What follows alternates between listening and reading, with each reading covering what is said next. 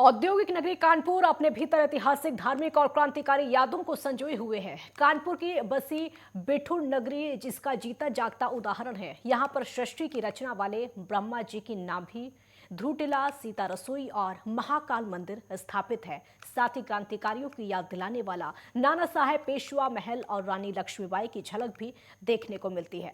कानपुर शहर से बिठूर की दूरी ज्यादा होने की वजह से बहुत लोग इन ऐतिहासिक और धार्मिक स्थलों के दर्शन नहीं कर पाते हैं। लेकिन अब कानपुर के समाज सेवी मुरारी लाल अग्रवाल ने मोती झील से कानपुर दर्शन नाम की बस चलाने की शुरुआत की है, जिसमें खाना पीना और बस के सफर के लिए महज 250 रुपए देने पड़ेंगे।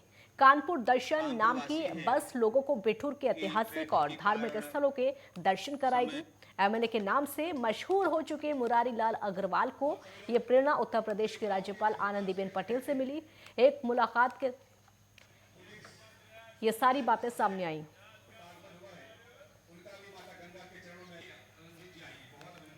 इसके बाद मुरारी लाल ने पर्यटन को बढ़ावा देने के लिए बस का संचालन किया। कानपुर दर्शन के लिए कोई भी व्यक्ति या फिर ग्रुप इसकी बुकिंग करा सकता है।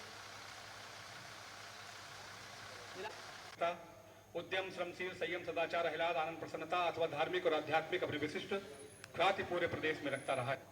सुन भैया, इधर देखिए, सुन भैया, हमारे सुमित जी के जो चाचा जी हैं, अष्टादश पुराणेषु व्यासस्य वचनद्वयं परोक्तम्। अभी तो हम लोगों ने जो सर्किट चुना है वो बिठूर सर्किट है और इसमें हम लोग जेके टेम्पल से शुरू करते हैं। मतलब यात्रा शुरू होती है मोतीझील कारगिल पार्क से और फिर उसके बाद जेके टेम्पल ले जाते हैं, वहाँ से जू ले जाते हैं, जू के बाद इस्कॉन टेम्पल, साईं धाम और वहाँ से होते हुए बिठूर और अटल घाट, बोट क्लब, ये सब कवर करते हुए वापस मोतीझील पे यात्रा समाप्त होती है। मगर आने वाले समय में हम इसको हफ्ते के हर दिन में एक अलग रूट करेंगे।